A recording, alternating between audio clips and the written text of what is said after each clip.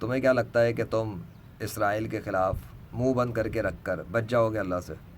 جتنا پیسہ تم نے اپنے بینک میں چھپا کے رکھا ہے، جتنا تم نے اپنی حرم پنی مچا کر اسرائیل کا ساتھ دیا اور مسلمانوں کے اوپر ظلم ہونے دیا، حالانکہ اس کے باوجود کہ تمہارے پاس آرمی بھی موجود ہے، پولیس بھی ہے، ہتھیار بھی ہیں، ویپنز بھی ہیں، سب کچھ موجود ہے، پھر بھی تم بزدل بن کے بیٹھے ہوئے ہو اس لیے کہ تمہیں 2 ٹکے کے ڈالرز چاہیے۔ تو یاد رکھنا بیٹا، تم سے پہلے فرعون کو اللہ نے بہت بڑی بادشاہت دی تھی، بہت بڑی فوج اس کے ساتھ تھی، سب کچھ تھا، لیکن اس خبیث نے، اس مردود نے موسیٰ علیہ السلام کے خلاف جنگ کرنے کی کوشش کی تھی، موسیٰ علیہ السلام کو گرفتار کرنے کی کوشش کی تھی، موسیٰ علیہ السلام کو رستے سے ہٹانے کی کوشش کی تھی، اور موسیٰ علیہ السلام اس مردود کے سامنے اللہ کی نشانیوں کے ساتھ پہنچے تھے۔ تو میں لیجنڈ محمد ذیشان ارشد تمہارے سامنے اللہ کی نشانیوں کے ساتھ آیا ہوں۔ وہ اس دور میں تھے، میں اس دور میں ہوں۔ وہ اللہ کے نبی ہیں، میں حضور صلی اللہ علیہ وسلم کا امتی ہوں، بس فرق اتنا ہے کہ میں نبی نہیں ہوں،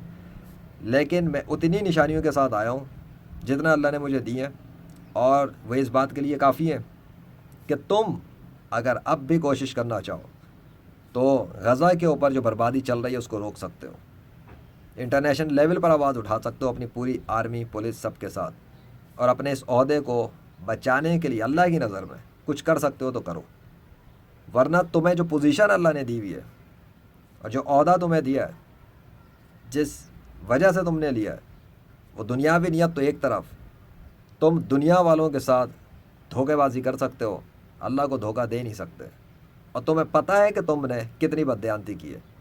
تمہیں لگتا ہے کہ وہ معصوم بچوں کا خون تم سے پوچھا نہیں جائے گا؟ ابے حضرت عمر فاروق رضی اللہ عنہ کو تو اتنا خیال تھا خلافت لینے کے بعد،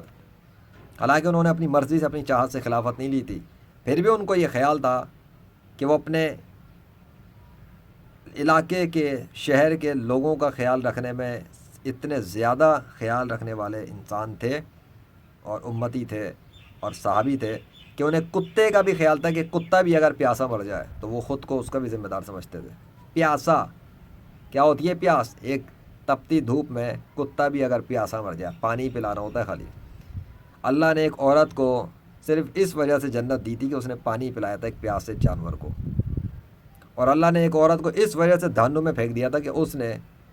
ایک بے زبان بلی کو پکڑ کے باندھ دیا تھا، نہ وہ کھا سکتی تھی، نہ کہیں جا سکتی تھی، وہ وہیں مر گئی، اور اللہ نے اس عورت کو جہنم میں پھینک دیا۔ تمہیں اللہ کا پتہ ہی نہیں ہے ابھی۔ وہ اگر غصے پر آ جائے تو معمولی سی، انسانوں کے سمجھ میں آنے والی معمولی سی غلطی ہو، اس پر بھی جہنم پہ پھینک سکتا ہے۔ وہ اتنا بے نیاز ہے اور وہ اتنا دینے والا ہے کہ اگر پسند اسے آ جائے کسی کا ایک چھوٹا سا بھی عمل،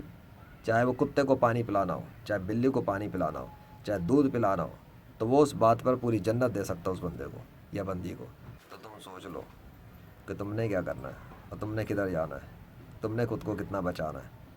اگر اسی طرح سے تم نے ڈالرز لیتے رہنے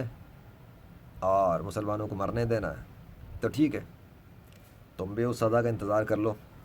جیسا فرعون کے ساتھ ہوا ہے، یا نمرود کے ساتھ ہوا ہے، یا شداد، یا قارون کے ساتھ ہوا۔ قارون کے پاس دولت بہت تھی، بڑی دولت تھی،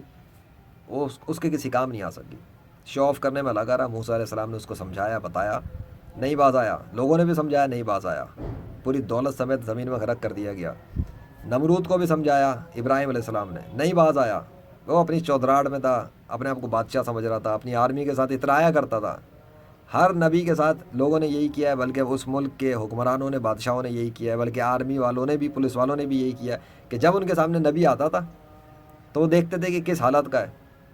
یہ تو ہمارے سامنے غریب ہے، مسکین ہے، بیچارہ ہے، جادوگر ہے، یہ تو جھوٹ بول رہا ہے، ہماری طرح کا ہے، ہم پہ جو ہے نا فضیلت حاصل کرنا چاہتا ہے۔ دھوکہ کھا گئے وہ لوگ اور مارے گئے اللہ کے ہاتھوں۔ نبیوں نے تو سچ بتایا تھا کہ وہ واقعی میں نبی تھے، اور میں بھی تمہیں سچ بتا رہا ہوں کہ میں اس کائنات کے بادشاہ کا لیجنڈ ہوں، اور اس نے میرے ذریعے جھوٹے خداؤں کے پردے فاش کروائے، اور اس نے مجھے اتنی نشانیاں دی اور اتنے کارنامے سر انجام دلوائے جن سے یہ ثابت کر چکا ہوں میں کہ اس کے علاوہ کسی کی خدائی نہیں ہے، اور حضرت محمد صلی اللہ علیہ وسلم اس کے آخری نبی ہیں۔ تو تمہیں میں یہ بتانا چاہتا ہوں کہ دنیا کے سارے کافروں کو اسلام کی سچائی ثابت کر